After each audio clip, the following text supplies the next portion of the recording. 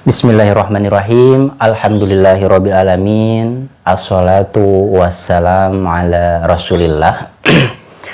Alhamdulillah, sahabat yang berbahagia, kita diberikan umur oleh Allah Subhanahu wa taala dan kita sudah masuk di bulan Ramadan, dan di mana bulan Ramadan ini adalah bulan yang begitu sangat luar biasa, di mana di bulan Ramadan ini manusia diterpa dirinya oleh Allah Subhanahu wa taala, sebagaimana firman Allah Subhanahu wa taala, ya ayyuhalladzina amanu kutiba alaikumusiyam kama kutiba alal ladzina min qablikum la'allakum tattaqun.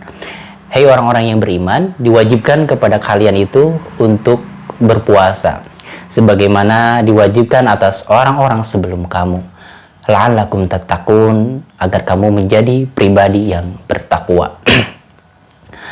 Sahabat yang berbahagia, jikalau kita melihat ibadah saum ini dari cangkangnya saja, dari penampakan luarnya saja, saum itu atau puasa itu seperti sebuah ibadah yang menyiksa manusia.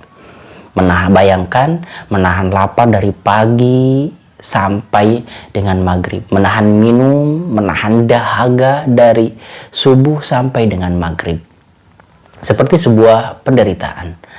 Itu jika dipandang dari sudut pandang sekilas, lihat cangkangnya saja dalam sudut pandang hawa nafsu. Tetapi ternyata puasa ini merupakan sebuah ibadah untuk membersihkan diri kita, baik membersihkan penyakit-penyakit yang ada di dalam fisik kita, dan terutama membersihkan jiwa kita. Bisa kita analogikan bahwa saum ini adalah seperti, istilahnya seperti rumah yang penuh dengan barang-barang, debu dan lain sebagainya. Maka yang punya rumah membersihkannya, mengepelnya sampai dengan bersih, segar dan nyaman untuk ditempati. Nah, begitu juga bulan Ramadan, yang dimana bulan Ramadan itu benar-benar kita dibersihkan fisik kita, dalaman fisik kita dan jiwa kita agar bening kembali, agar bersih kembali sebagai modal untuk menghadapi 11 bulan yang akan datang. Hal ini sangat menarik. Ada sebuah cerita yang menceritakan tentang hikmah dari puasa ini. Diceritakan seorang yang kaya raya, ya kita tahu ya, orang kaya raya apapun yang dia mau pasti ada.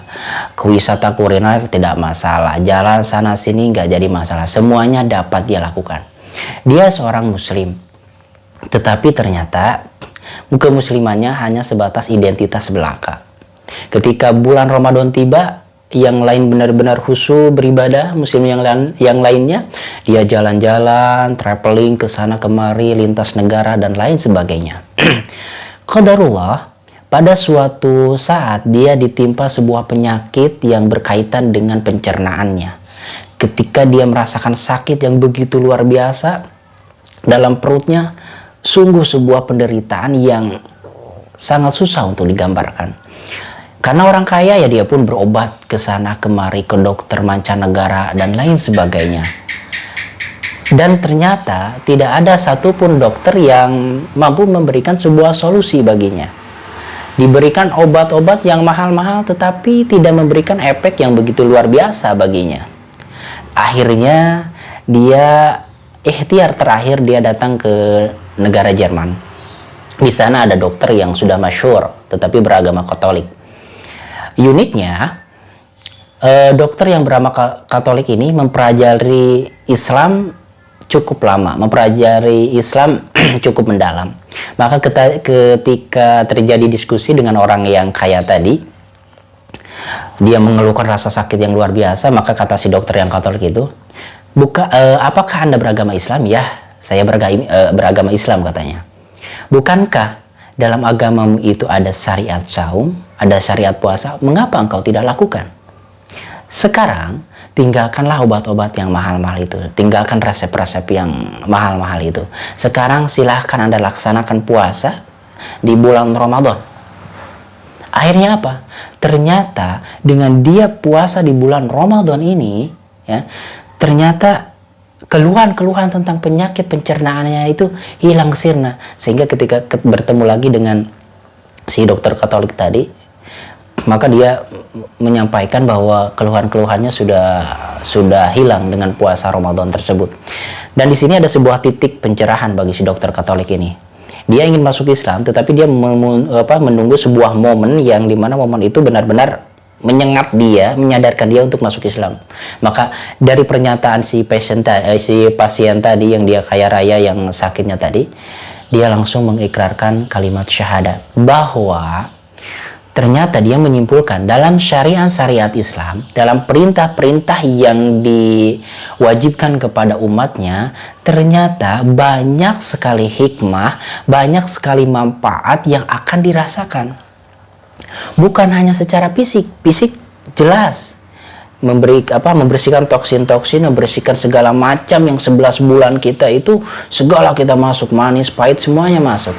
Ternyata di bulan Ramadan itu dibersihkan semuanya, yang dimana si usus itu, pencernaan tadi, kembali ke istilahnya seperti motor yang diservis, segar kembali, fit kembali. Nah, akhirnya si dokter Katolik tadi masuk Islam dengan peristiwa tersebut. Nah, sahabat, dari cerita ini sebuah realitas yang dimana apa yang Allah perintahkan, wabil khusus ibadah Ramadan, saum Ramadan, itu memberikan sebuah manfaat yang sungguh luar biasa. Tetapi orientasi kita bukan untuk kesehatan belaka. Jikalau kita orientasinya hanya untuk kesehatan badan, selesai. Tetapi orientasi kita adalah melaksanakan perintah Allah. Adapun manfaatnya itu adalah mengikuti di belakang. Demikian. Nah, selanjutnya, apa sih keistimewaan bulan Ramadan ini dibandingkan dengan bulan-bulan yang lain, sehingga kita sebagai kaum muslimin harus memompa semangat kita untuk beribadah kepada Allah Subhanahu wa Ta'ala? Yang pertama, di bulan Ramadan ini ternyata pintu-pintu surga itu dibukakan, dan pintu-pintu neraka itu Allah tutup. Idza jaa Ramadhanu futihatil abwabul jannati wa ghuliqat abwabun nar wa sudipat asyayatin. Jika bulan Ramadan itu tiba, maka pintu-pintu surga itu dibukakan. Makanya atmosfer di bulan Ramadan itu berbeda. Nuansa bulan Ramadan itu berbeda. Ada sebuah dorongan motivasi beribadah yang melebihi di bulan-bulan yang lain. Nah, ini adalah sebagai dorongan agar kita bisa membentuk karakter kita itu menjadi pribadi yang baik, pribadi yang bertakwa. Nah, pada bulan Ramadan dibukakan pintu-pintu surga dan ditutup pintu-pintu neraka, dan syaitan pun dibelenggu. Syekh Utsaimin rahimahullah memberikan sebuah penjelasannya bahwa dibukakan pintu-pintu surga itu maksudnya adalah diberikan alternatif ibadah yang banyak, yang dimana ibadah itu begitu variatif di bulan Ramadan ini, yang dimana banyaknya ibadah itu mendorong manusia untuk benar-benar bertakwa, untuk benar-benar lebih dekat kepada Allah Subhanahu wa Ta'ala. Dan yang dimaksud dengan ditutupnya pintu-pintu neraka, yaitu di mana sebuah semangat untuk melakukan kemaksiatan, ada dorongan hal-hal yang jelek itu benar-benar sedikit sekali, benar-benar kecil sekali. Kenapa? Karena nuansa di bulan Ramadan itu adalah nuansanya itu ibadah total. Sedangkan kemaksiatan, ghibah, dan lain sebagainya itu pasti akan terminimalisir, akan terkikis.